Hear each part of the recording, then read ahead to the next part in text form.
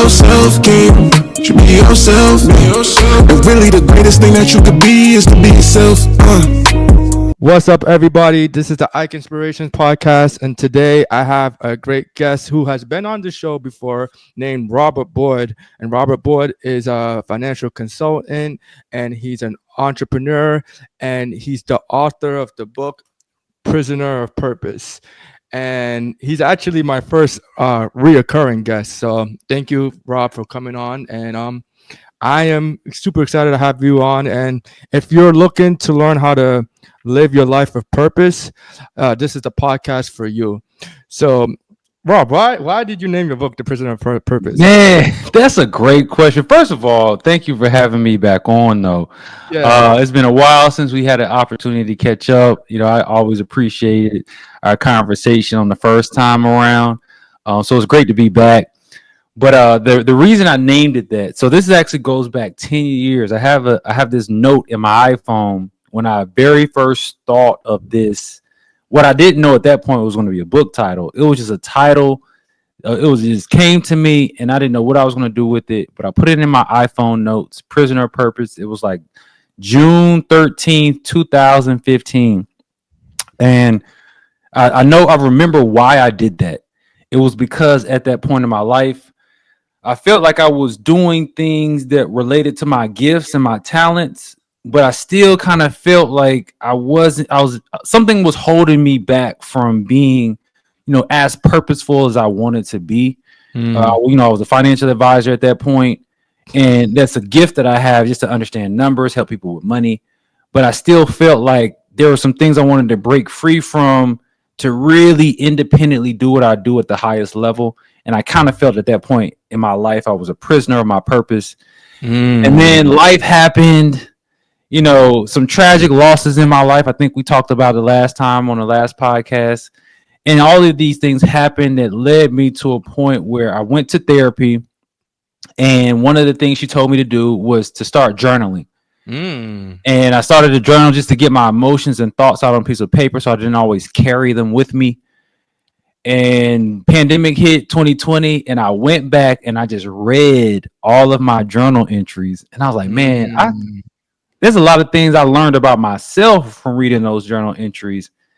And while, we were all locked in the house and, social distancing, I decided to start to put all of those entries together in a way that made a book. And here we are.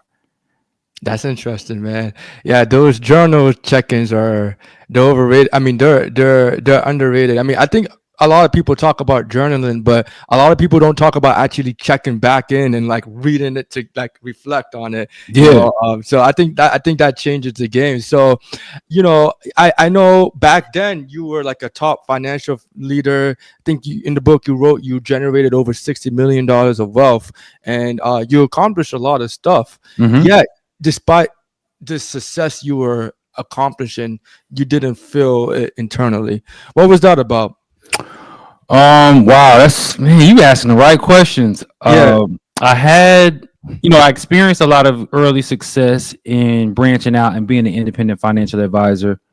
I didn't work for a particular company. I was, working independently, and I was able to access a lot of products from a lot of different companies. And in doing so, I got a lot of recognition. There were these magazines, there was, business chronicles in the DC area. A lot of people were recognizing, like, who's this 25, 26-year-old kid at that point that, is getting all of these clients and helping all these people with, decisions around their money that demographic, that community is typically not doing those things.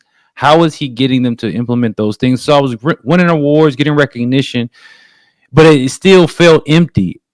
From the outside, it looked great. Everything seemed to be working, but it just wasn't as gratifying as I thought it would be, because it wasn't that I wanted to be great at selling financial products, even though I was good at it.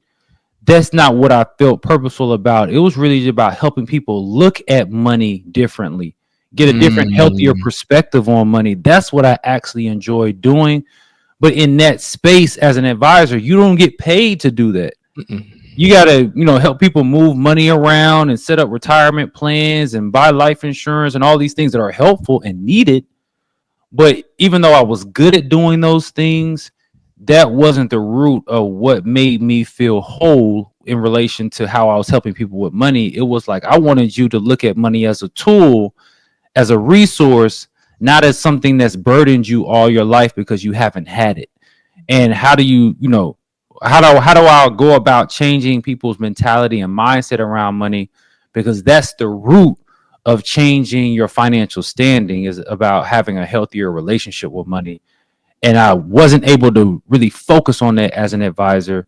And then once I got to a space where I could focus on financial education and focus on mentality and leadership dynamics that help you with your relationship with money, that's where I felt whole. And that's been the last 5 or 6 years of my life where I've been in that arena with 2 feet in.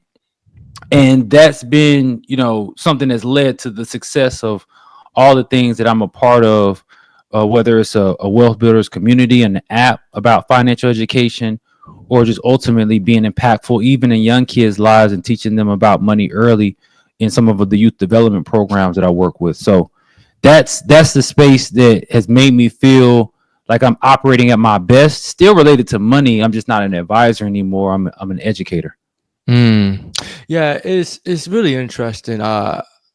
Your story resonates with me, and honestly, a lot of the people I've had on my podcast, when I started this podcast, I went in it thinking like I want to interview some of the most successful people and entrepreneurs and talk about how they achieved their success. And then something I have consistently come across is like when I'm doing these podcasts with them, they have all this success, but when I actually want to talk to them about the weeds of it, they don't get that excited. Like I swear, it's like a theme that I swear, like it's like a weird like theme that I've noticed, and it kind of made me realize like.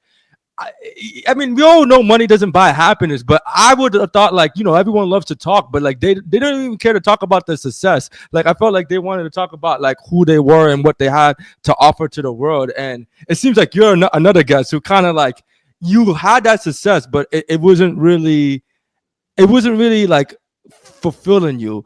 And I remember on our last podcast, you actually said something that like really stuck out with me, and to this day I still remember it. And you said people attach their self-worth to their net worth, and that's where like a lot of the confusion comes. So how do people find fulfillment outside of financial circumstances? Man, that's an amazing question. I think it's from what I've seen and what I've experienced. I think the main way is to seek the things that you're grateful for first and foremost. Like there are so many things that, despite whatever may be in your bank account at the very moment, you might be grateful for certain relationships in your life, grateful for certain opportunities you've had, grateful for to be able to endure a lot of the challenges in life and outlast those problems because you're still here fighting and kicking every day. So there's a lot of things that you've outlasted, and I think first having a sense of gratitude about those elements of life is very helpful, because one of the most important keys that I've learned about financial success and really attracting abundance into your life is really about making sure that you're familiar with the positive feelings of joy, happiness. Like you got to be familiar with those feelings, because the more familiar you are with them, the more your mind can gravitate to the things that you can do in your life to bring more of that feeling. And a lot of those things don't equate necessarily to having money. Like you might like taking walks. You might like, different things, like having that peace and quiet, listening to your favorite song or your favorite album, things that put you in a state of joy or fulfillment, and making sure you're familiar with that feeling so that when the everyday life decisions present themselves, you are tuned to choose the things that create more of that feeling, or take you in the direction of the financial resources that you may need in order to be able to create more of that feeling with that particular resource. So there's a lot of times I think the lack of money is definitely an obstacle, but I also think at times people allow it to be a distraction. And that's just based off of the behavior that's been modeled to you by people in your life, that If you've heard people all your life complain about not having money, you're going to model that behavior. You're going to do the same thing unless you find ways to break that cycle of behavior, which comes from a choice. It's a decision. There's no amount of money that you need to be able to make a different decision about how you look at money. That's something that you have to kind of take that decision from the core. Say, all right, this day moving forward, I'm going to decide to look at my finances or my financial situation differently. That's a decision that, to be honest, I made when there was very few dollars in my bank account. I was like, something's got to give. Something's got to be different moving forward. And I remember at that point in 2016 where I basically had not lost everything, but everything was gone. I was depressed. Best friend was killed. Basically, nothing in my bank account. And I made a decision that moving forward, I know a lot about money, but I'm going to have a different relationship with money moving forward. And I made that decision when I didn't have a lot. And then therefore, life has rolled out in a way where the fruits of that decision have shown themselves, where I'm able to create something from virtually nothing, which is an entrepreneurial skill. But you don't have to be an entrepreneur to have the element of creation in your life. And I think that's the part that oftentimes you thinking you don't have money keeps people from believing that they can create a different situation for themselves.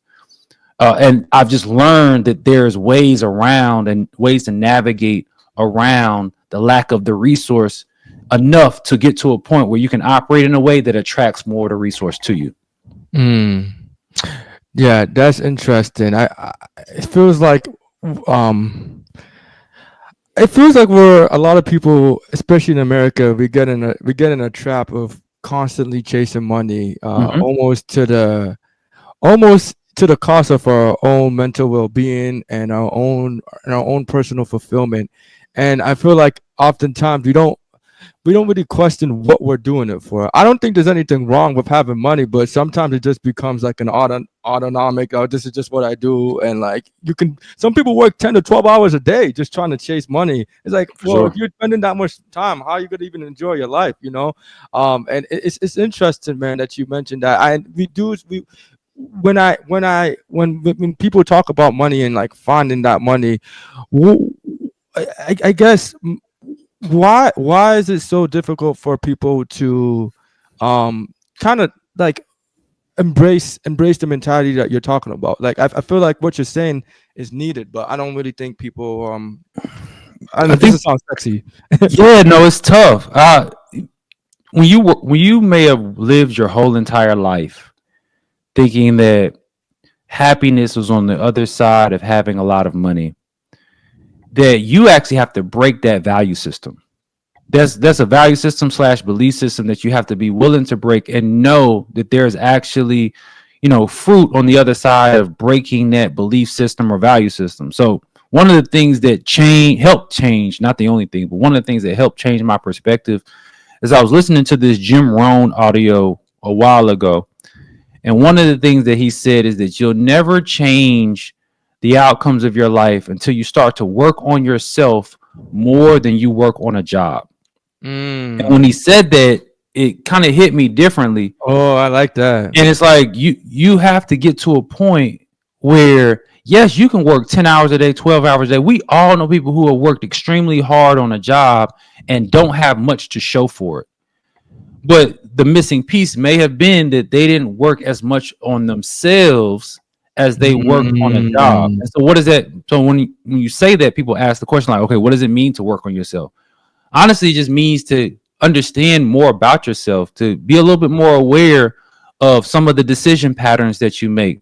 When you find yourself in the same predicament very often, you're making a decision the same way every time, and something along the lines needs to change as far as how you make a decision, things that you decide to do, choices that you make. You got to work on figuring out, what are your blind spots? What am I missing?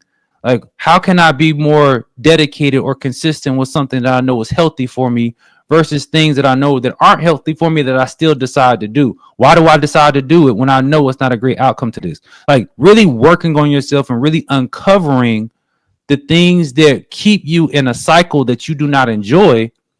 And that's the work. That's the self-work. That's what it looks like. Sometimes that's listening to, different audios or podcasts, or deciding instead of going out that you want to stay in and, draw and do something a little bit more artistic, creative, just changing some of the things in your life just to see how you emotionally respond to changing up the patterns that you've gotten so used to. That might be what the work looks like. It looks different for everyone, but it's really about raising your level of awareness about who you are and why you do the things that you do. That's what the self-work looks like. You don't always have the answers as to what can fix some of those things, but you cannot fix something that you're not aware of. And that's the first step to really understand, how do I work on myself and become a better version of myself, which oftentimes does not require money up front. Of course, money can amplify and possibly speed up the process, but it is not a required piece to the puzzle to start to improve yourself. I love what you said. That is, especially the part you said about having a job, but people work on themselves. People work on their jobs more than they work on themselves. That really hit, man. The reason why I love what you said so much is because when we go and I feel like these jobs that we have a lot makes us feel like, okay, I'm already working, and I feel like no one actually takes the time to let's be like, hey, what do I really want? What do I really want to do?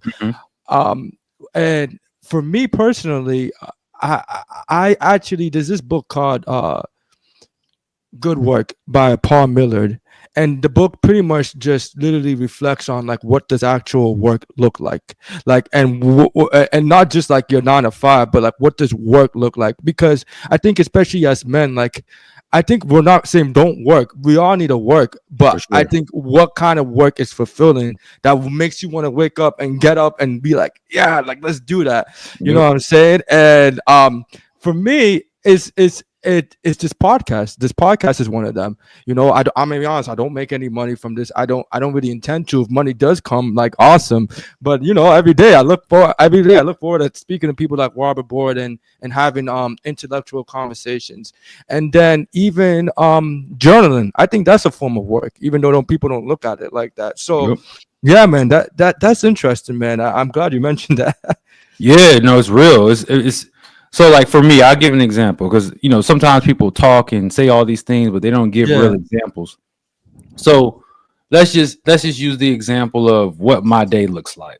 Okay. and then I'm gonna highlight what I look at as self-work versus the work on growing our company and our business.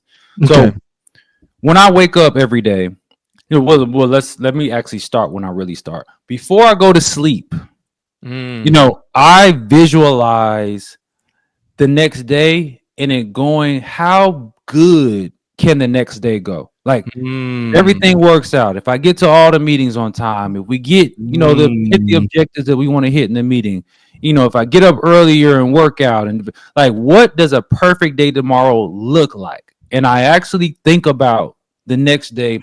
It maybe takes a minute or two to do that, but I'm going to think about and visualize how would a great day tomorrow look based on what I know is going to happen, the things that I, can expect to happen. Of course, some things that always happen that you don't expect, but for the things that I'm planning to do tomorrow and that I expect, how can they go as best as possible? Man, I don't want to cut you off, man, but I've literally, it's like we're on the same plane, bro. I swear to God, bro.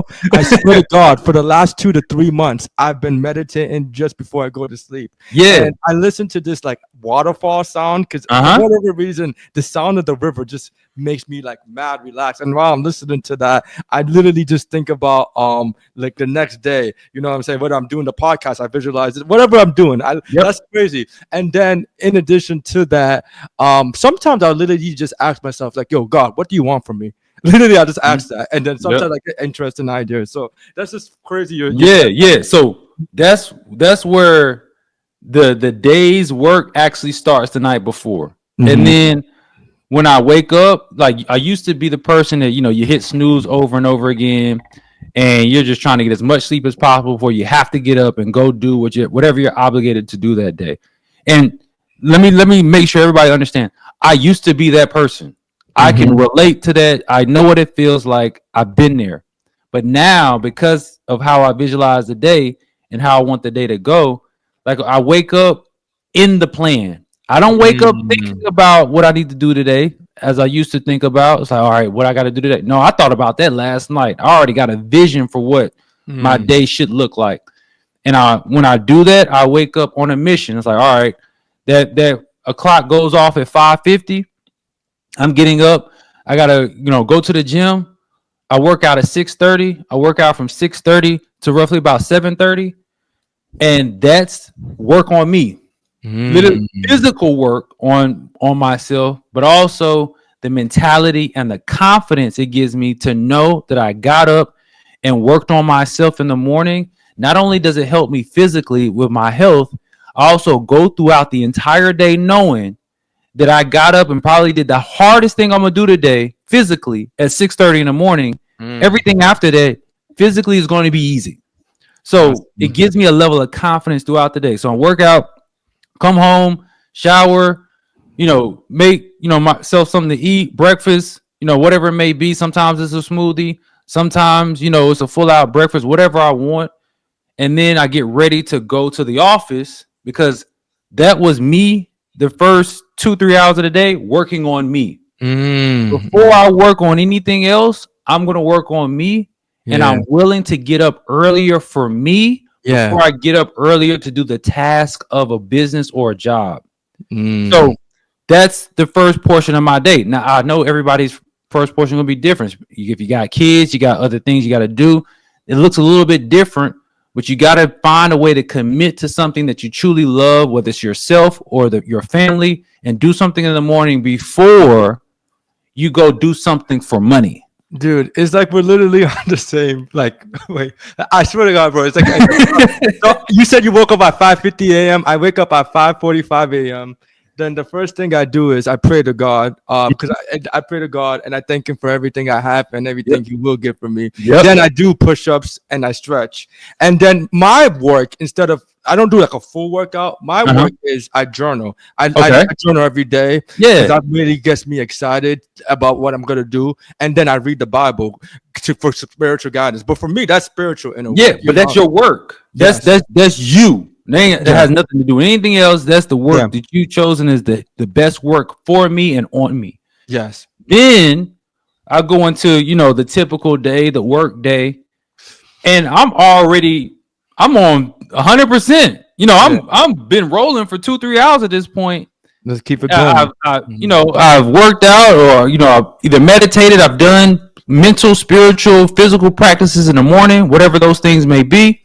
Whatever floats your boat, that's how your morning can look. Then, all right, I'm going showing to an office where I know I got to be a leader every day, where I have a whole team of people that are depending on me to show up as my best, and working throughout the day on all the things that grow our team, grow the company, grow our ability to serve our customer. And I'm in that world for most of the day from let's just say 9-10 o'clock all the way through maybe 4 or 5 o'clock. I take a mental break. I kind of debunk from the day, if you will, have a little mental moment. And then, to be honest, because from a standpoint of what needs to happen in the business, a lot of times in the evenings, I'm doing a live session. I'm a guest on other sessions, or I'm leading a session on a webinar or live webinar of some sort. And I'm doing that for maybe an hour or so, almost 3 of the 5 evenings of the week. And then after that, I get some time to myself, do what I want to do, possibly watch sports, whatever may be happening that evening, connect with family, friends, whatever. And then I'm getting ready for the next day, and now I'm back in the cycle of, all right, what needs to happen tomorrow. And I'm in this mode where most of my day is something productive to who I am. And I think a lot of times we're in this cycle where we're in this mode of doing something productive to what we need, and never get into that mode of being productive to who I am. And there's a shift. Like when waking up every day, just going through the motions for that paycheck. We need that paycheck. We got responsibilities in life, but that's the lead reason for your productivity. It's very hard to be happy in that space. Now, of course, I work and I, do things to earn income as well. but that's not the driver of my day. Yeah. The driver of my day is like, today, how can I get better? How can I be better for others? And in order to do that, I know I need to be healthy. I know I need to eat right. I know I need to meditate. I know I need to pray. All these things that I need to do to be better for myself and others. I don't go through my day just to get a paycheck to pay bills. And that was a mentality shift. I had to choose to operate differently. No, dude, this is powerful, man. I love what you're saying, and unfortunately, I feel like what you're pretty much talking about is being in a survival state versus like actually living. Yep. And unfortunately, I feel like a lot of African Americans and just Black people were in a state of survival, Mhm. and that energy is constantly like, man, I gotta pay the bills, like, man, blah, blah, all these problems that we're just putting on onto ourselves, and making us reactive instead of proactive. Like, I feel like I don't feel like enough of us get to put ourselves in that position. But it's interesting. Like you mentioned, it's just a mentality thing that you can put yourself in. But if we're being real with us, it's hard to be in that position if you don't have your bills paid. Like, you know, Oh yeah, for sure. and I think it's easier said than done, because I think it sounds like you're in a state of living. I'm in a state of living, but I don't think I could have kept that same energy if I had bills to pay, even though it is a mentality thing, you know? Well, yeah, and let's actually have a real honest, transparent moment. Are you ready for this? Like, Yeah. All right. So here's the thing that we often overlook, that we got to actually be honest with ourselves. Yeah. A lot of the bills and the financial responsibilities that we have are not necessarily things attached to what we need for to live. Yeah. They're things attached to what we believe will make us feel better about who we are. So when you think about, certain expenses that we may have, obviously we got to eat, we need shelter, things like that. But there's also financial responsibilities and debts that come from the lack of self-love that we may have for ourselves, and the things that we do and that we're willing to pay for, because instead of feeling whole internally, we try to put it on. Yeah. Or we put the value in what we wear, what we drive, and even sometimes where we live. Sorry. No, and because we put the value in those things, thinking that they will make us feel better about ourselves, a lot of the financial obligations that we find ourselves having aren't a product of the things that we actually needed in life. They're the things that we needed to soothe our ego. And so we can't always ring the bell of, I got all of these bills, because a lot of those bills are actually unnecessary if we started from a place of self-love and not trying to buy reasons to love ourselves. What you need a Birkin bag for? I live in Buckhead in Atlanta, and like, I'm from Boston, and I'm not used to seeing the Black bouginess. Like, I like it kind of, but like, there's just so many different like bougies there. And I be looking at the Birkin bags, and we go to Lenox Mall, and I feel like these expenses you're talking about, they're all examples, Yeah, and I'm just to be clear, this is not everybody, right? Yeah. But it's definitely a space within our community that has to be addressed, for sure. Because let's just use an example, because one of the things that I will generalize is that Black people love excellence. We love, we have a regalness to us internally. Historically, we come from kings and queens. Like, let's not get it twisted. Like, it's not crazy that we like shiny things, that we like gold and diamonds. That's been in us for hundreds, yet thousands of years, right? Yeah. So there's nothing wrong at all with liking nice things. For sure. Where the issue comes is that we have this belief that possessing those things makes us more than who we think we are without them. And when we flip the switch and turn the tables, as first you look at yourself as that valuable being that can create any scenario I want to create for myself and achieve anything I want to achieve, and you operate with that sense of self-love and determination and belief and self-worth, and you operate with that consistently, all those things are going to come into your life. It's just that when we prematurely try to go buy and obtain those things thinking that they're going to change how we feel, that's where we get messed up, because now we become a slave to the items instead of those items being a product of who we are. And so that's where things get misconstrued, because let's not get it twisted. I like nice things. Like, I realized that I got pretty expensive taste. Like, I'll see two things and I'm like, oh, I like that one. And I flip the tag and I was like, oh, that one's more expensive. Like, there's a reason why I like this thing. It might have been the quality, design, whatever. And when I used to flip the tag, here's a defining moment. And I know this is kind of off topic, but still on topic. That I used to look at things that had a higher price tag, and the thought to myself was, dang, I can't afford it. That used to be the thought. Now, when I flip something and see a high price tag, my first thought is like, who do I need to be so that price tag doesn't look scary? Mm. Who do I need to become so that price tag is just normal to me? Instead of resulting to an affirmation for real, that I can't afford that. You are affirming something that's not a fact. It's just your current truth. And there's a big difference between the two things.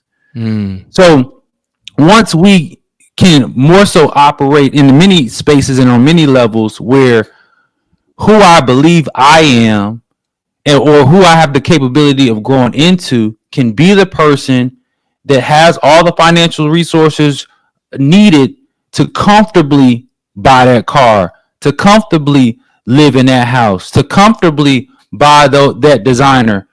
That until you have that belief first, and then everything that you ultimately want is a product of that belief, you're going to always feel like you're a slave to money. And that's where I learned that, oh, there's another way of looking at life. There's another way of living, especially as far as how you orient with money. And because at the end of the day, it's just a thing. It's just a resource. It's just a means of exchange. And it's not something that you should allow to determine how much you love yourself.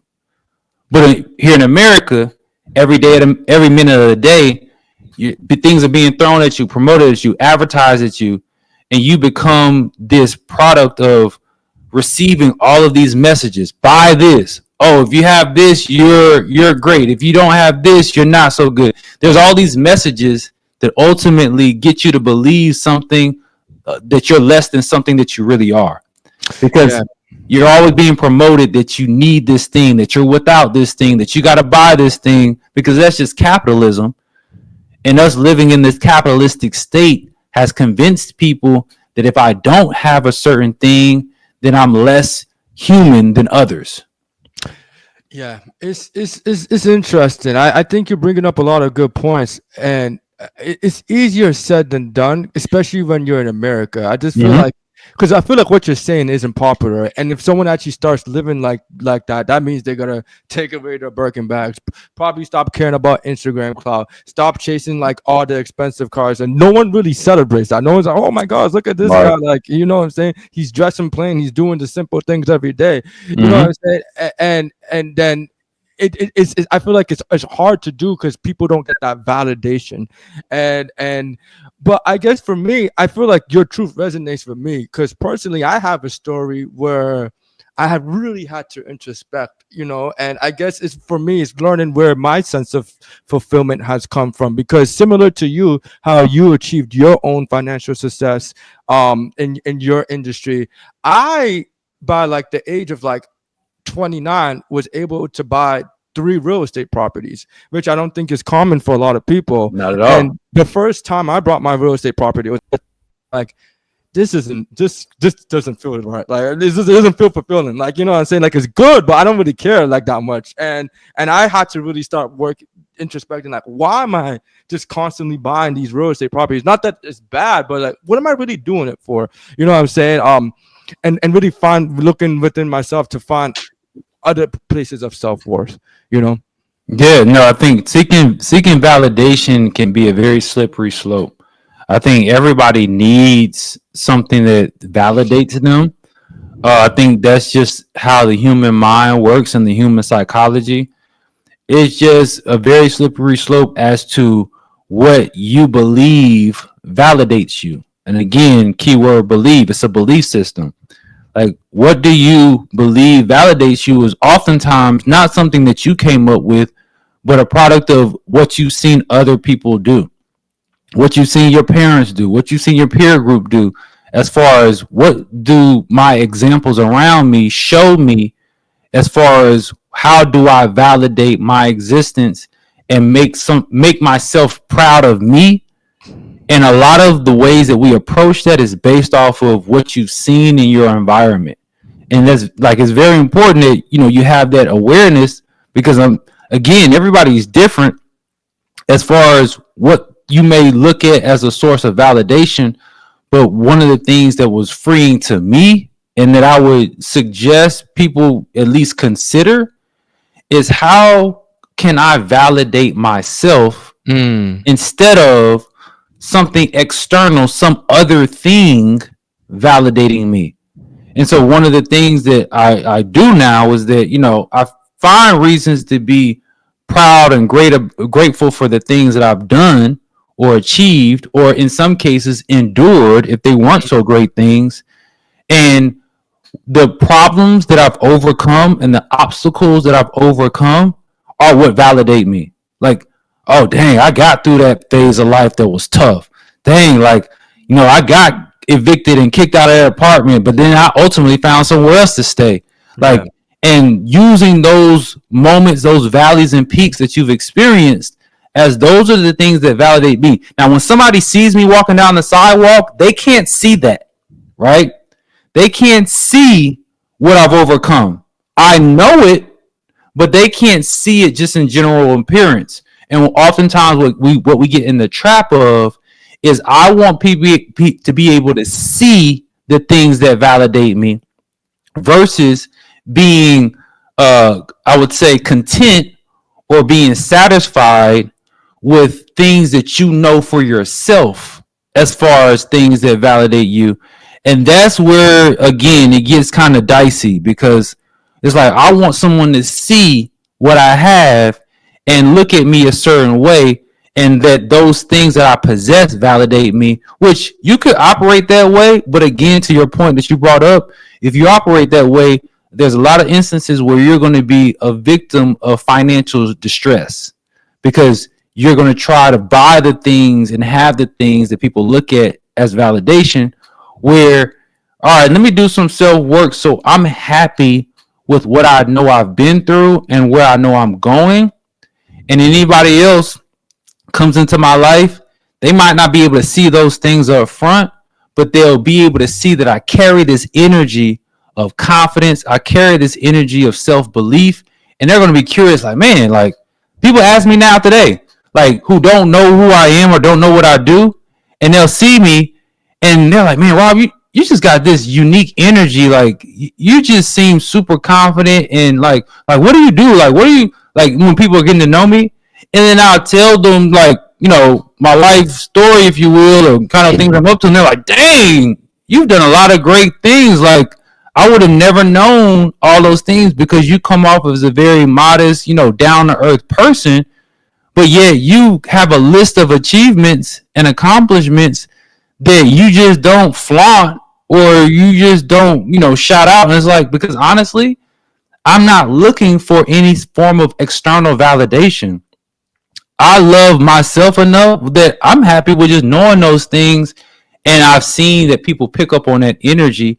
And then they're like, man, like, can we work together? Like, how do you do this? And I become a resource to people, not because there's these things that I have that make them want to ask about how to do it. It's just based off of the aura and the energy that I carry that helps me be a resource to people. And that's been evidence for me to show me, like, dang, like, the external validation might attract the wrong crowd. It's the people who pick up on the confidence that I have.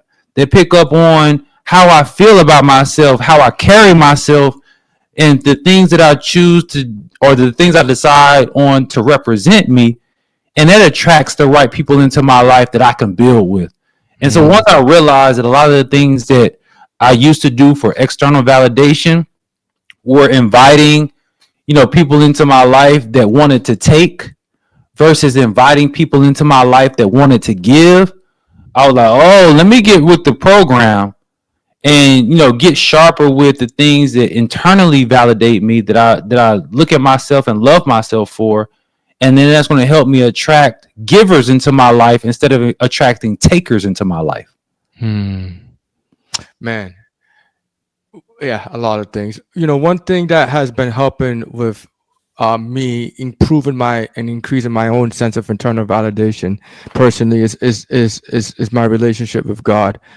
And I feel like in the Bible and relationship with God, it teaches you that you are enough. Like you yourself is enough. And I know Mhm. it's I feel like that's again easy to it's easier said than done to actually like accept, because if you it makes you feel like you're not special if everyone is enough. But I feel like Mm. increasing my faith in God has really given me that sense of internal validation that you're talking about, where like I feel like I don't fear man as much, and I the only person I really fear is God. Right. And I think that's a whole spiritual component to what we're talking about. That's very important, and I really would like to talk about, because for me, I don't know what it is, man. Lately, I've been on fire for God, and I just can't stop talking about God. I can't stop thinking about Him. And there's a Mhm. Bible verse that says, "Draw near to God, and God will draw near to you." So Rob, what's your relationship with God, and how does God help you with your life? And No, that's an amazing question, and I'm glad you brought this back up because we talked about this the first time around, and yeah, of course, with time, that relationship can grow yeah, and evolve. And I think for me, that at this point in my life, I one of the chapters in the book is called "God in You," it's in you. Yeah. and and the reason that I named it that way, and the reason that I included what I included in that chapter, which was to make sure you understand that you are an extension of God, meaning that there's a piece of God that lives in you, and that's it's a source that is within you that sometimes you tap into, sometimes you listen to, sometimes we call it intuition, kind of a knowing. And I think all of us have a piece of God in us that is the part that we need to rest in, the part that we need to, you know, sit in to be like, all right, what's the highest and best version of who I can be and how I show up? Because that would be me acting in alignment with what God would want me to do or who God wants me to be. And so for me, my relationship has grown because I've accepted that I want to have a role in my life or in the people, a role in the people of my life, that I always show up as a version that God would want me to be. And Mhm. and I think that knowing that when I, in the morning when I'm meditating or when I pray, I'm always thinking about, and asking like, how do I show up and do what you put me here to do? And how do I make sure I am a resource to others? Because if you break down the word resource, you're just basically an extension of source. Mm. So it's like if I'm going to be a resource to others, which is just a regurgitation of you, the source, like I got to show up as a representative of God in a way.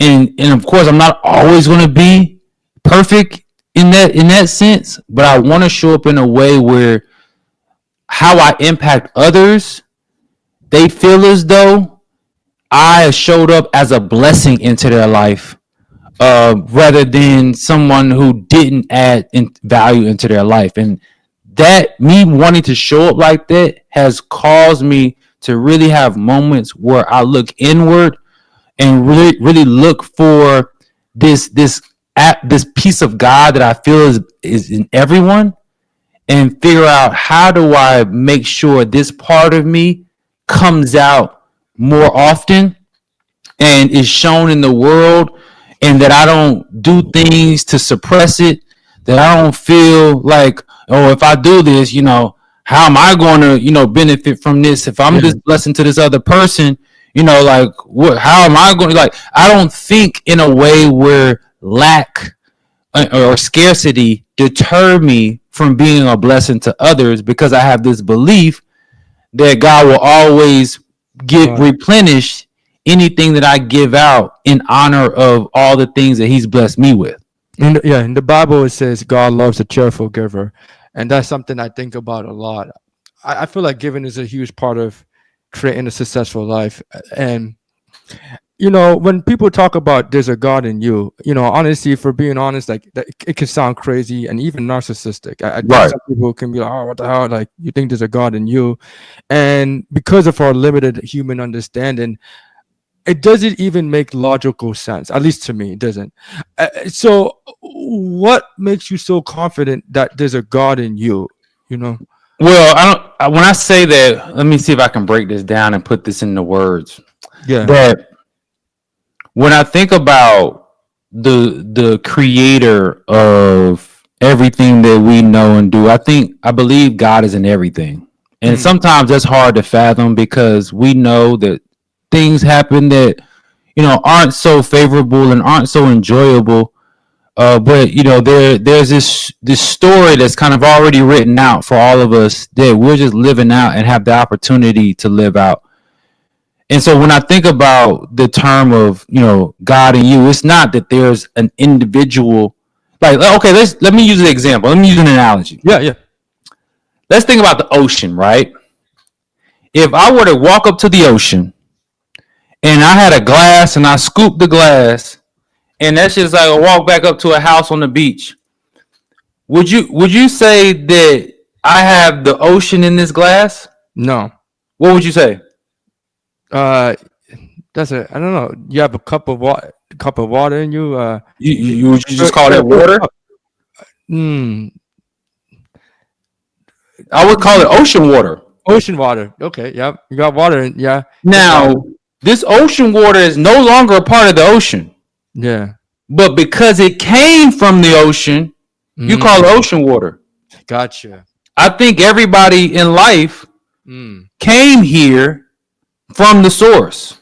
So even though we're in a different form, that we're here as a piece of, as an extension of the creator. We are here in life co-creating our experience. So if I were to use the analogy of the ocean, he's like, all right, well, even though you're detached from the ocean, this is still ocean water in the glass. Yeah.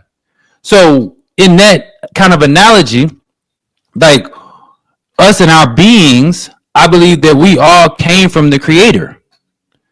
So just because I'm in an individual form of a human being doesn't mean that I didn't come from who I came from.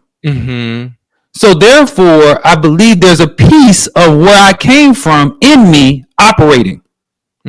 So using that as an analogy, not to say that I'm anywhere close to being perfect or God himself, not nowhere close to that. But I do believe that I'm operating with a small piece of God in me that guides my steps each and every day when I might not know the right thing to do, but there's something that nudges me in the right direction. Yeah. And I think that's the presence of God that chooses to shine its light through me and how I operate every single day. And with that belief, it gives me the confidence to show up and have a mindset of abundance, to know that, whatever I need will be provided to me. And there's this belief because I know that there's an extension of the all creator in me that is a part of my walk in life. Yeah, we were created in God's image and likeness, and for me, I always consider myself an intuitive person. I love following my intuition. Part of me following my intuition is honestly just inviting certain guests I feel like I would jive with. I don't know, it's kind of weird. I can't really explain it. It's just like, man, he looks like he would be a great I did that with you, bro. I had no idea. It's like, oh, black man, like, finance. I know. Maybe it's just, I don't know what it is. I'll jive with this guy. And I used to attribute that to myself. I was like, okay, this is my intuition. Now I reframed it. I'm like, personally, I say it's my Holy Spirit, because I feel like my Holy Spirit is, how sometimes you might walk into the room and you just feel really good about someone. You're like, oh man, like you don't even know who he is. You never met, right? Like, you just instantly feel good. I personally feel that's the Holy Spirit. And then sometimes you might go into a room, no idea, and you just instantly be like, what the fuck is that? I don't want to. I also think it's the Holy Spirit, and goes back to you, the God in you trying to warn you, don't be here, bro. Like, you know what I'm saying? Right. And I love your thing, man, because it's comforting to know that I think that inner source of feeling is God slightly nudging you. Yep. Do that. That feeling of excitement that you get doing some things is God saying, like, yo, God, do this. Go that You direction. should go to that. Yep. Every time I Yep. do this podcast, man, I get super excited, man. And I personally believe God has guided me towards doing this because it feels so natural and free flowing. Yeah, no, I think that's it. Like when you are in that state of flow Yeah. where it just feels like everything's working out, everything's coming together. You feel right about people. I feel like those are just signals that you are in the right space at the right time, and you're doing the things meant for you. And I attribute that to, you know, God just giving you signs and signals that, yeah, keep going. This is what, you know, this is what's for you is for you. And this is the experience that I think is going to grow your spirit in a way where I intended you to have this experience and have this life, this walk in life for sure. Yeah, man. And so, yeah, we talk about the God in you, and I thought that's a very powerful concept, and I hope more people can not take that the wrong way and actually really internalize what that means. Another thing about your book that I absolutely loved and I wanted to talk about was you said this concept of thoughts lead to feelings lead to action leads to results. Yeah. Do you want to talk about that concept and why it's so important for you? Yeah, no, that's so important because I learned this. So I do a lot of leadership trainings, and personally, I'll go through leadership trainings myself because I just want to be a better leader. And this was a concept I learned years ago, as far as most of the time people focus on the results, right? Right. And they know that the results take some actions, but there's a whole part of that equation way before you get to the actions and the results that oftentimes goes overlooked, which is your thoughts and feelings.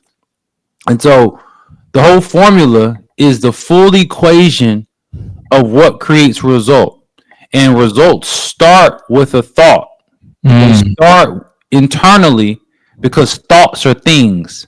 And sometimes people think have this question, they think of something like, man, is that realistic? Can that really work? And they're questioning something that, in my opinion, should not be questioned. A thought is a real thing. Now, it might not be physically real yet, but you questioning if a thought is realistic is paradoxical because a thought is a real thing. So asking, is something that you're thinking of realistic, I think is wasted energy because yes, it's already real because it was a thought of yours. Now, when you think about certain things that cause an emotional reaction in you, that when you think about actions are not just in a vacuum and just happen. When I, for instance, wake up in the morning and I don't feel like getting out of the bed, but I know I need to go to the gym and work on me and do what I need to do for me, that in that moment, the action of getting out of the bed is only going to come from me having a certain thought and a certain feeling about what is going to happen if I get up and work out. So the thought of, man, if I work out, I'm going to feel, I know I get a great feeling after a workout. It's going to start my day right. And I love the idea of how I'm going to feel after the workout. And I can kind of get a feeling because I've had that feeling before. I know what the feeling is. That's the thought and the feeling that needed me to take the action to go work out. And then ultimately, whether it's physically or mentally, get the result of the confidence or, my physical well-being over time as far as the result, that every result, once you realize, positive or negative, every result in your life started with a thought. You start to get more diligent with cleaning up your thoughts because that's the only thing that's going to change the results that you're seeing in your life. And once you get a point where, all right, here's a thought that's giving me a bad feeling, and that bad feeling led me to a space where I didn't take action. All right, I thought man, this thing might not work. And I don't like and then reminded me of the feeling of failure. And that feeling of failure is like, I'm not going to try that thing. I'm not going to take the action because my thought was about the negative aspect of what could happen versus if my thought was like, what if this goes right? And what if this does work? And I'll probably be really excited and happy about that working out. And I know what happiness feels like. I know what joy feels like. I felt it before. And because I honed in on those positive feelings, I'm going to try this thing and I'm going to take action and ultimately possibly get the great result that I thought of originally. And so understanding this stream of results is very important. And then you can start to say, all right, what are the results that I don't like in my life? And what are the actions or lack of actions that's led to that result? But let me start to dig in and do, again, self-work conversation. Let me dig in and do the work of what feelings or thoughts led me to the actions or lack of action that is leading to this result that I don't like. Mm-hmm. And now I can reverse engineer and figure out how I can think or feel different things that lead me to different actions that can possibly lead me to different results around this particular thing.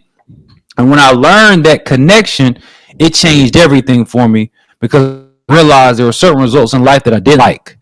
I was like, all right, well, maybe I need to do something different.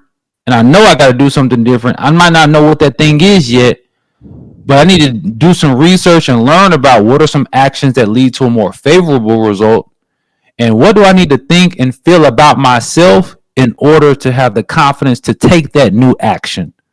And that's how the formula completely helped me change my life.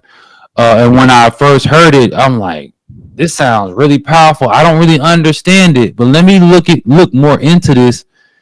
And then once I really caught on to the concept and understood what it was really getting at, I started to see that I have more power over the results in my life than I first thought I had. Because sometimes we think that certain results in life that we're powerless to them, and we might not be able to decide everything, but we probably do have much more power over the result than we think we have. And it just requires us to think about it differently. And when we think about it differently, we'll probably feel differently about it. And when we feel differently about it, we'll be open to taking different kinds of steps and actions towards it, which then will ultimately lead to different results. Interesting.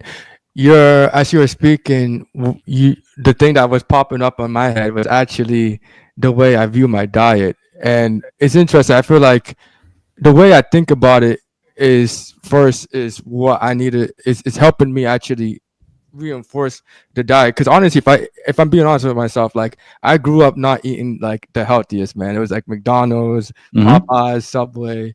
And for me, the way I started to think about healthy foods and eating healthier, like brown rice, oatmeal, and eggs, I was like, I had to think about the feeling it gave me. And every time I eat something healthy, like even though it may not taste super great, I feel better. It's just objective, you know what I'm saying? But if I ever eat Domino's, I feel like shit. Like it's good, but I feel like shit. Yeah. So I have to remind myself like the feeling and think about it before I really actually, make that action. And it reminded me like, because I'm still building that habit of eating healthy foods. But when I want to really be disciplined with that, I always think about how I feel after eating it compared to, instead of just mindlessly eating it. That helps. So it kind of goes to your thing about. Yeah. No, that's real. That's a real thing. And that's a big part of, I think, something that affects the African American community is food, and our relationship with food, because honestly, a lot of times we use food to soothe ourselves, like as far as emotionally soothe ourselves. Like we eat certain things, or certain things that we've just gotten used to over the years as far as parts of our diet. And when you think about changing how we eat or what we eat, that the first thing we think about is taste, and that aspect of taste distracts us from how we may feel for hours. Like those couple seconds of taste, because it's only a couple seconds. Yeah. The couple seconds of taste we're allowing that to decide how we may feel for hours. Yeah. And when you look at that trade-off, it doesn't make sense when you take a step back and really think about it. But it's a matter of what do you deem as more gratifying? How you feel for hours, or how something tastes for a couple seconds? And where is your value system aligned? I realized I was the same way. I didn't always eat healthy. I didn't always eat good. Like I ate what tastes good, even though it made me feel like shit sometimes. Yeah. And I realized to myself, Rob, you need to do some work on yourself, because how could you value a couple seconds more than you value hours of time, as far as what you would feel or what your experience would be in those allotted amount of time? And I realized I had to shift my value system to prioritize how I would feel for hours, instead of prioritizing what I would taste for a couple seconds. And that was a decision, a choice I had to make. And what I realized, though, that's a shift and a choice in the moment, right? But then I realized, after more so looking for and discovering things that would make me feel better, that then it came back around that I found things that make me feel better that also taste good. But I never would have discovered that unless I took a moment in a phase of my life to focus on what are the foods that help me feel good. Like whether it's smoothies, making sure I'm getting enough vegetables, whatever it may be. And then, like, once I started to go through and discover new vegetables and discover fruits and discover, different smoothies or whatever, I realized that there's a lot of healthy stuff that actually tastes good. But I never would have gotten there if I only was focusing on taste first. Yeah. Because I never would have even had a reason to say, like, if I already like stuff that tastes good, why would I go try to find stuff that I'm not sure tastes good? That doesn't even make sense. Yeah. If you just go from point A to point C. But when you include B in there, of like, oh, let me get to the point of eating things that make me feel good, and then once I find all those things, I'll identify things that make me feel good that also taste good. And I get back to a space where I got a pretty clean diet, and there's some things that I love that I never thought I would like, I never knew existed as far as food.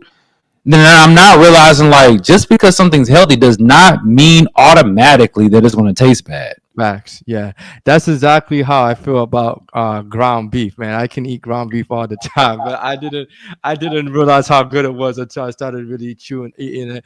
I feel like the reality is there's thousands of healthy foods out there. That's a fact. The problem is that our attention to those healthy foods don't get garnered. You know what I'm saying? And there's obviously, we can name thousands of junk food, but we're always seeing it, whether it be on commercials or in the hood. You might just be around a bunch of fast food restaurants, and that's just where your attention goes to. But there's also a lot of healthy foods out there, and I feel like I guess it depends on your environment, but sometimes you may not get that exposure, and then you're thinking. Yeah, because I mean, when in the hood, like, all we ate was hot Cheetos, Arizona iced teas. We would just be eating junk because that was what was around us. We walked to the corner store, that was always in the corner store. And again, that attributes to how environment is so impactful. And it's like, all right, well, of course, as a child, you might not have the ability to really go out and do a lot of discovery based off of, where you live or where you're from. But I think the power of social media these days is that you can get exposed to a lot of things that might not be in your neighborhood. That's true. And you can't say that you don't know about it, because a couple clicks of a button and you can learn whatever you want to learn. Yeah. So it removes some of the excuses around environment, because you can easily put yourself in a completely different environment via social media. Yeah. You can get into an algorithm of learning stuff every day, and you might live in the hood, but that doesn't mean that you can't, learn about things that are productive for your life or your lifestyle.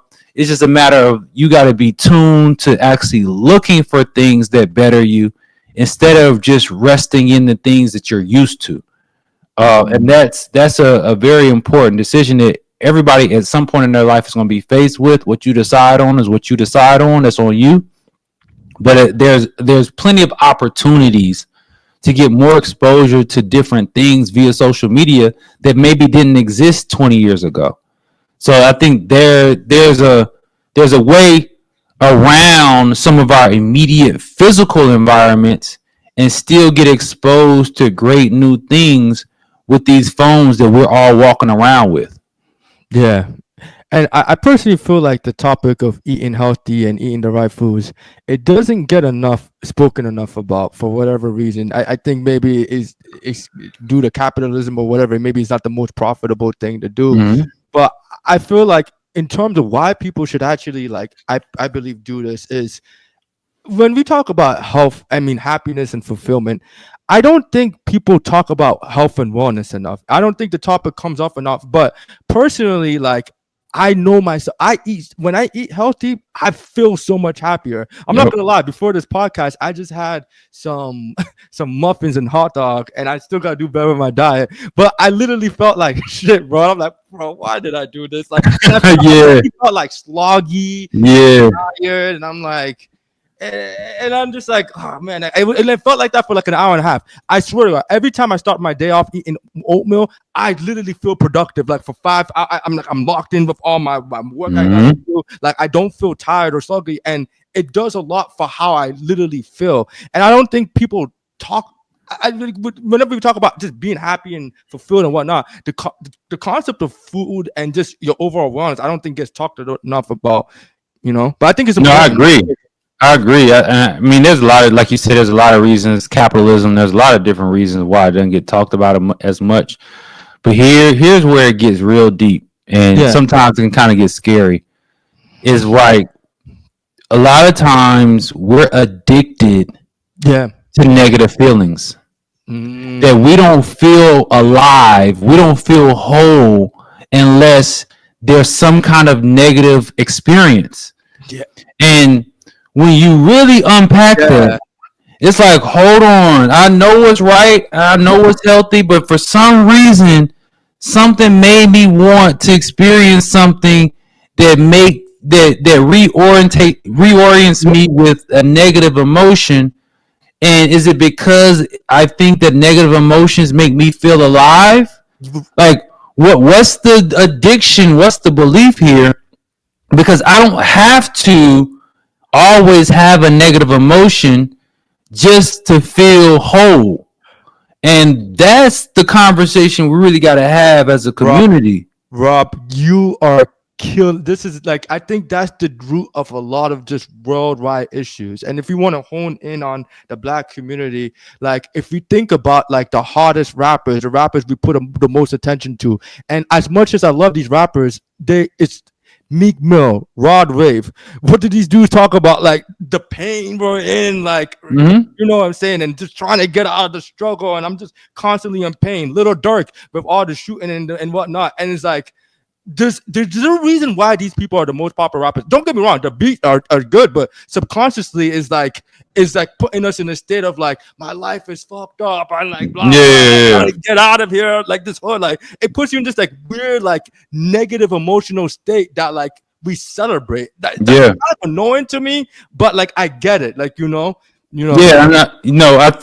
And sometimes people will hear a conversation like this, and it's like, oh, there's always going to be a negative, and that's very true. I think sometimes we get so far into extremism that when you say something like this, people always try to go to the polar opposites of the conversation instead of facing what's right in front of you. And that is that there's always going to be a sense of resistance in life. There's always going to be an element of challenge. There's always going to be obstacles.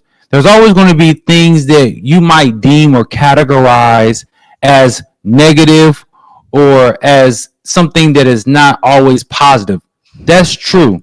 But to your point, what we focus on and what we align with, what we identify with, that's where the questions come in place. Because just because I meet resistance, just because I meet an obstacle, just because I experienced the loss of a family member, a loss of a friend, all these things that are definitely categorized as negative events, doesn't mean that I have to identify with the negative emotions.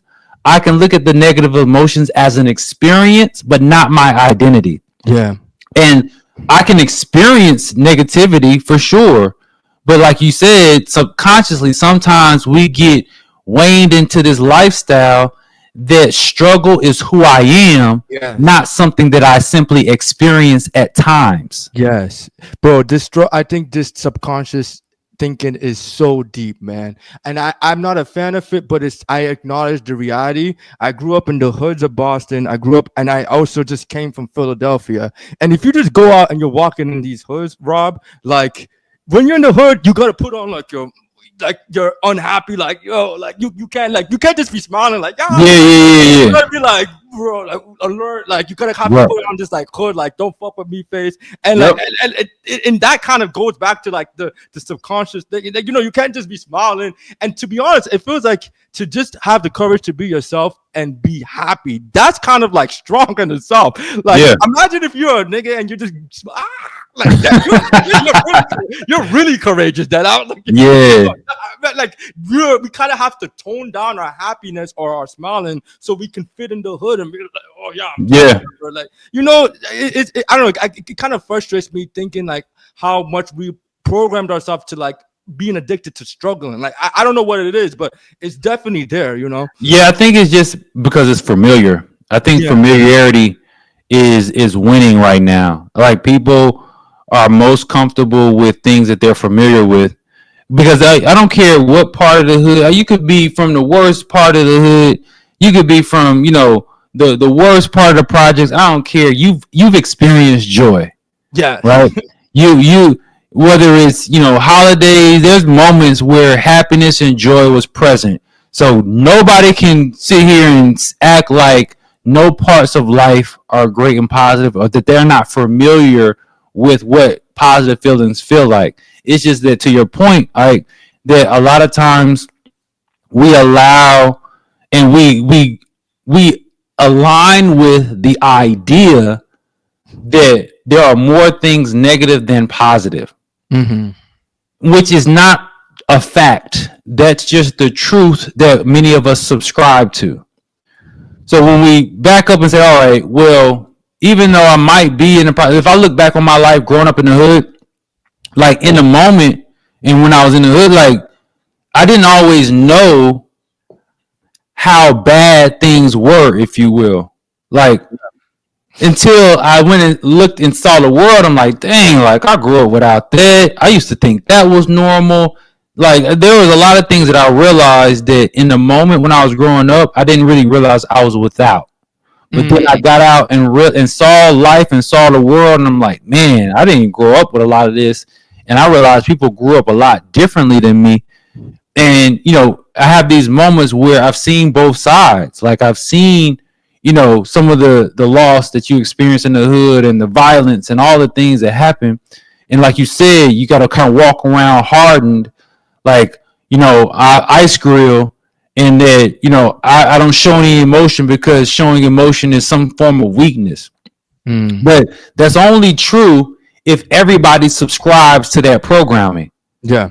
So everybody has a piece in a hand in subscribing to that programming, because it only is real if everybody agrees with it and operates like that. Because if everybody's like, if you went to the hood today, it was like everybody got to walk around with a smile and you got to smile at everybody. If everybody was doing it, it wouldn't be weird. It's only weird or seems weird if one person is doing it. Yeah. Or if two people are doing it. But if everybody started to do it, then the person who was mean mugging will look crazy if everybody's smiling. So it's the programming of the group as a whole. And of course, there's a lot of things going on in different parts of, especially America, where it's not always something to smile about. And it's hard, it's hard to place things that you're happy about, but that's the work. It's like, it's going to be hard to create positivity if all you reference is negative. Yeah. You have to have something positive to hold on to and to build from, because negative plus negative does not equal positive. Like if you want to create better for yourself, you can't always look at and operate in negativity. Yeah. It just won't work out. So if you really wanted to obtain more positive things in your life, you have to identify what are the things in life right now that bring me joy, whether it's the love of relatives, friends, the love of some of your hobbies, whatever it may be, because it's going to require you to focus on the positives in order to give yourself the opportunity to create more positive. Yeah. And that's the formula that we're not always taught in the hood. And I didn't know it until I got out long enough to realize, like, dang, there were other black people that came from millionaire families that had great childhoods, that didn't, live without. And that was something I wasn't aware of. Yeah. Like, I got to Howard University and realized there's a lot of different types of black people out here. And then once I realized that, I'm like, man, how did I get here when a lot of my friends are dead or in jail? Like, what worked for me? And what I realized is that there was certain things that helped me focus on the positive along the way and focus on it long enough to create the next best situation for myself. And I realized I didn't know in the moment what I was doing. Like, I was just a kid, trying to navigate life. But when I look back now, it's like, man, what makes me different? What do I think helped me navigate all the obstacles and traps that were along my path? And it was really because in every single moment, I always tried to focus on something positive. And nobody ever taught me that. It's just something that I personally had as a gift, to be able to focus on something positive long enough to get me to the next best thing. And I've just been doing it all my life. And now that I know that formula works, I can't say that everybody should follow the formula, but I want to make sure people understand that formula, which is why I wrote the book, which is why I try to put everything in a perspective that was relatable, to say, okay, like, this is a way that I could go about life that could possibly lead to better results, and give everybody an opportunity to share the perspective that I meet life with, that has led me to a lot of great breakthroughs and positive experiences that I didn't come from originally. Yeah, man, I completely agree, Rob. And I just wish the world, especially the black community, I just wish we embraced it more, because I feel like the message you're preaching can contradict the reality of a lot of men, especially you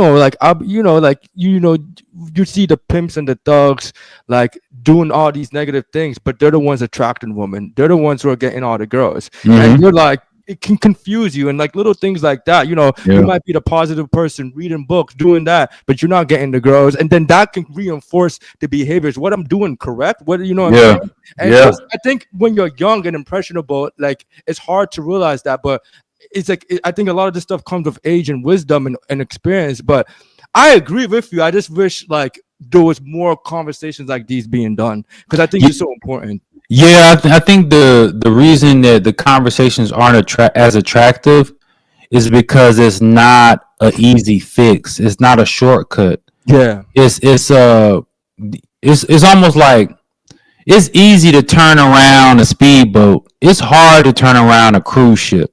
Yeah, and I think with all the things that people grow up with, the baggage, the traumatic events, the things that we carry, that it's hard to turn the ship. yeah, And it takes a prolonged focus to turn the ship. It just doesn't happen overnight. But we see, other examples or other extremes of how things have changed for people overnight. So the expectation is that, okay, my change, my shift should be overnight too. And that's not the reality of what everybody's progress looks like. Yeah. And so when there's a scenario where you have a belief system, or society has been programmed that the instant fix is the only fix, you can sell whatever you want to sell to those people. Yeah. Like, once you can convince people that the quick fix is the only fix, you can sell them whatever you want to sell them that has them believing that it's going to help them. Mm-hmm.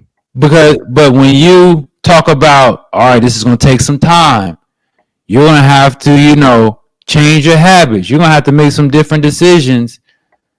We're not programmed to want that kind of approach. Yeah. Because we've been convinced that everything has a shortcut. And so that's the challenging part, is when you have these conversations, not only does it go against what's been programmed into society, Yeah.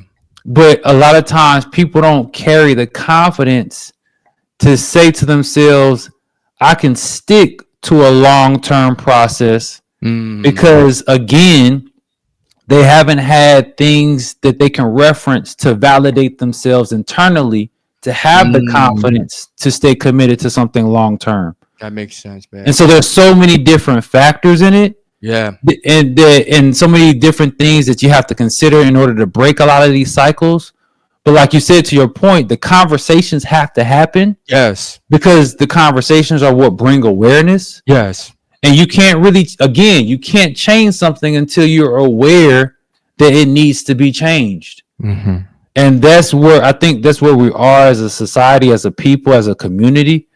And we're here having the conversation now, and this can be, one of the opportunities for someone to hear the other side of it, and say, man, Ike brought up a good point. Dang, Rob, that was a good point too. Like, you're making me think about something differently. Maybe next time around, I'm gonna make a different decision than I have been making, and that's what change looks like. Yes. Yeah, man. And I think it goes back to your point about people being comfortable with familiarity. I think a lot of times it's scary to put yourself in positions where you don't know.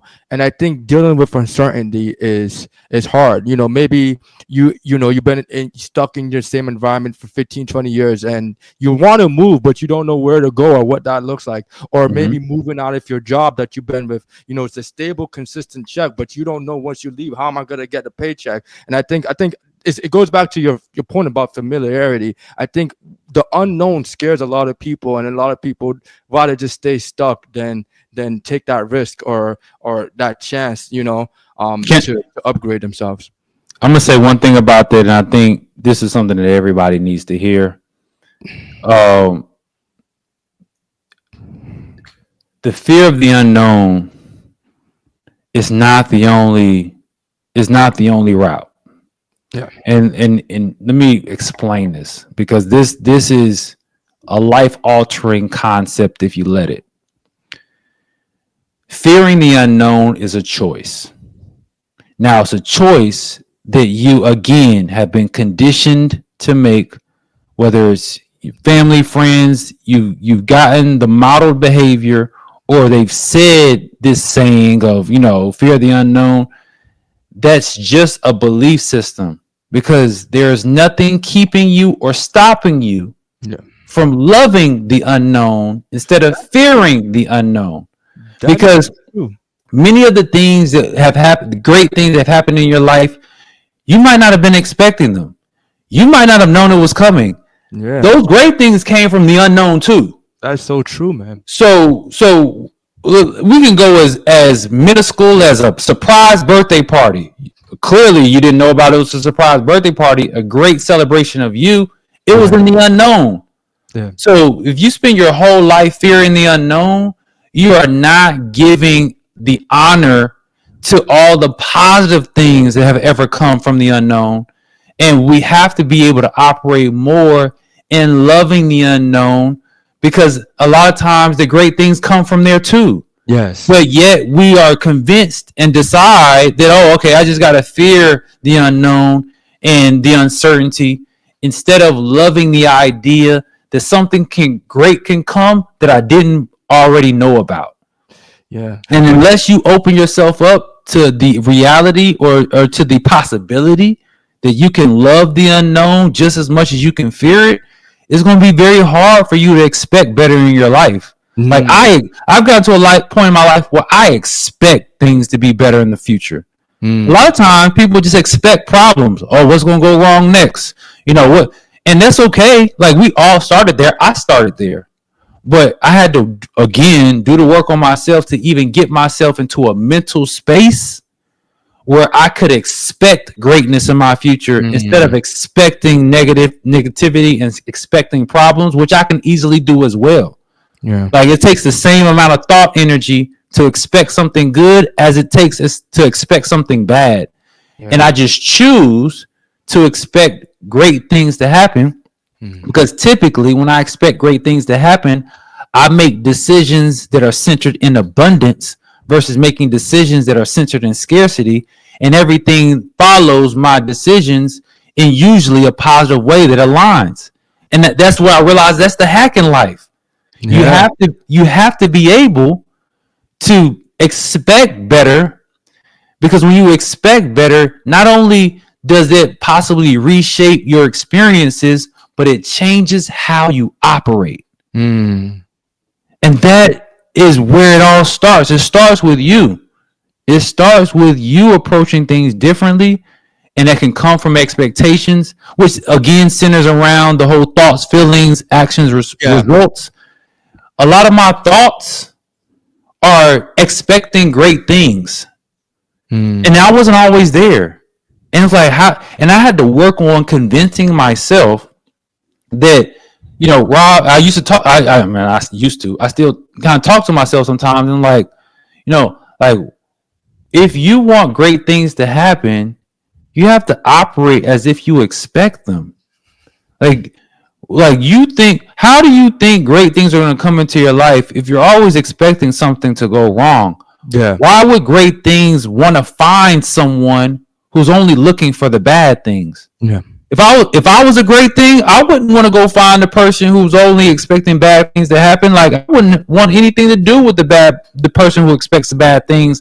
If I'm something great that wants to go find the right people, like I gotta be the person that great things find. Instead of always thinking that I gotta be the person to go find the great things. No, I'm gonna show up in life where the great things come to me. I love that. It reminds me of the biblical concept of faith over fear. Basically, living in faith and truly believing that everything that's working out is for your own good. And I love, by the way, I love that concept. Instead of saying fear of the unknown, love of the unknown. I'm gonna keep thinking about that. I love that because I think of course, I have my own fears. I think we all do, but I also feel like there was a lot of times where I had a moment where I loved the unknown. Hence, for example, moving to Atlanta. I've never been to Atlanta, but I made the conscious decision to go here. And there's a lot of things I could have chopped out. Oh, I don't have any friends. Oh, blah blah blah blah. Like there's a lot of things I could have focused on, but I chose to focus on like the good stuff. Man, there's a lot of black people here who are to the bag, like who own black businesses here. Yo, the real estate opportunities here are booming. Like the music culture. I can talk about music forever. Like I love the music culture, and you're right. You could choose to either focus on the negativity of Atlanta, or like, oh, it's fake and you know whatever, everyone's so flashy, or you could choose to think about the goodness that comes with it. And I like that you said it's a choice, that the love of the unknown is a choice. We always talk about the fear of the unknown. We don't focus enough on the love of the unknown. That's so true, man. I love that. No, I'm glad, because I mean those are the things. Like I didn't make these things up. I just went through life and got exposed to these ideas and these concepts, and I'm like, man, that kind of makes sense. Yeah. Let me see what life has to offer if I operate in that mode. And I realized that a lot of things got better when I just operated in the space where I took these concepts and just see what was on the other side of them. Like, okay, what would happen if, I woke up expecting the day to go great? What would happen if, I was loving, I love all of the great things that are coming to me that I don't know are coming to me. Like, what if I just operated like those were the beliefs that were in the center of my mentality?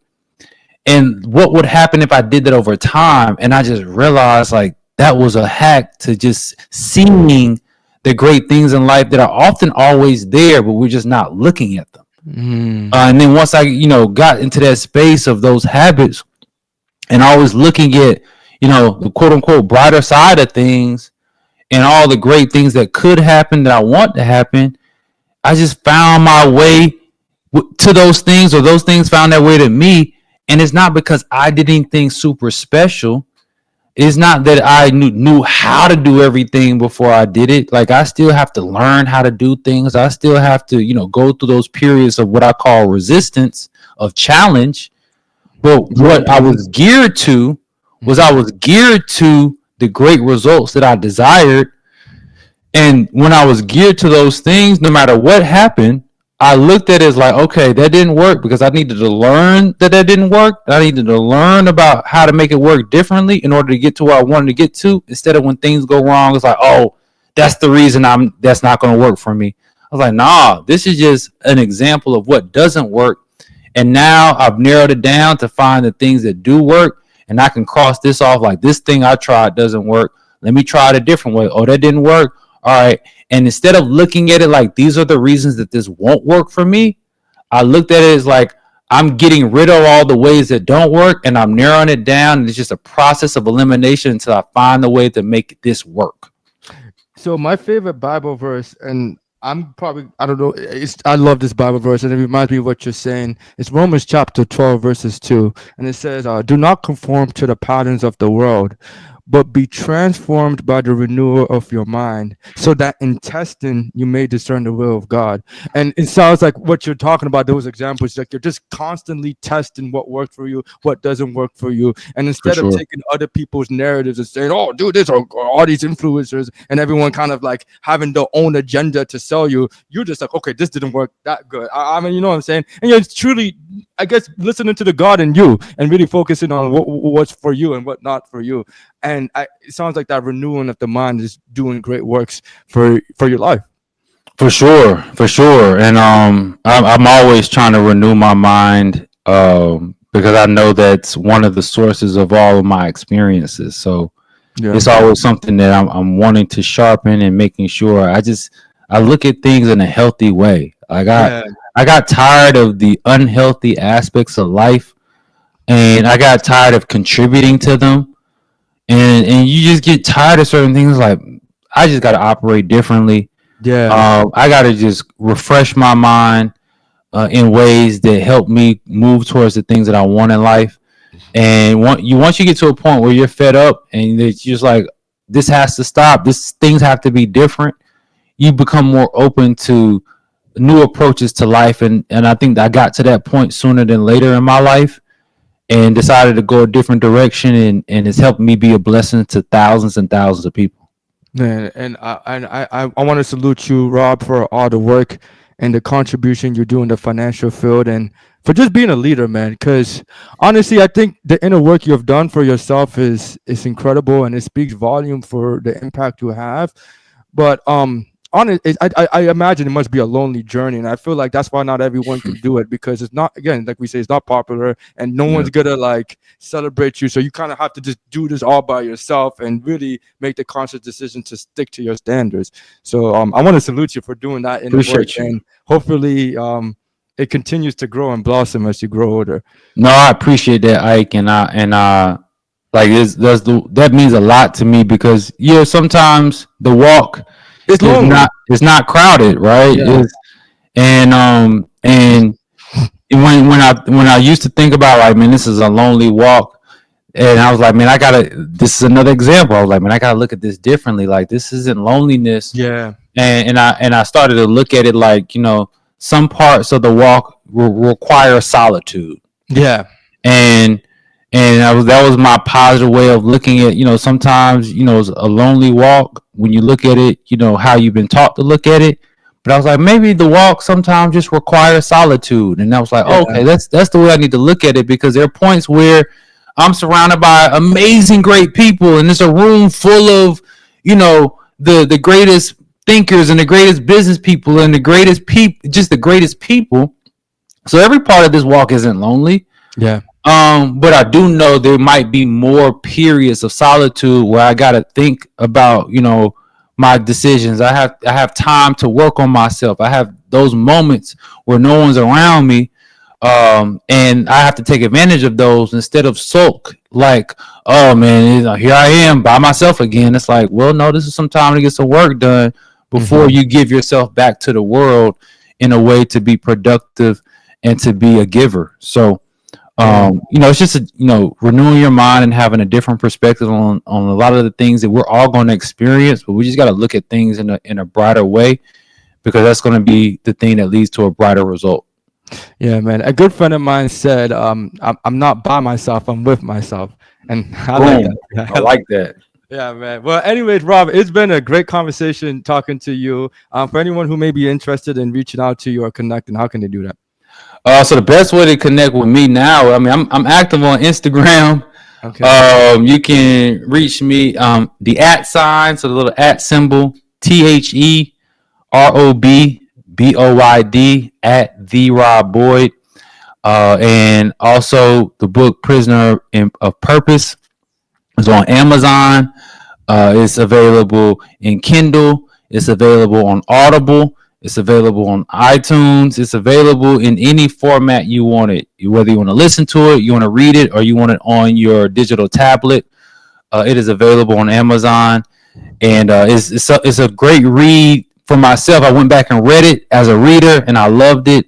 And I'm starting to see all the reviews and everybody sharing their feedback on it. And I'm so happy that it's been able to positively impact the mentality of others. And so you can find the book on Amazon. And I also, you can find me on the internet. I got a website, therobboyd.com, just to learn more about me and all the things that I'm involved with. But those are all the places you can find me or find the book. Awesome. Well, you heard it from him. Rob is an accessible man. And Rob, I just want to thank you for your time. And remember, everyone, the future belongs to the beauty of our dreams. And if God is for us, who can be against us? All right. Love it.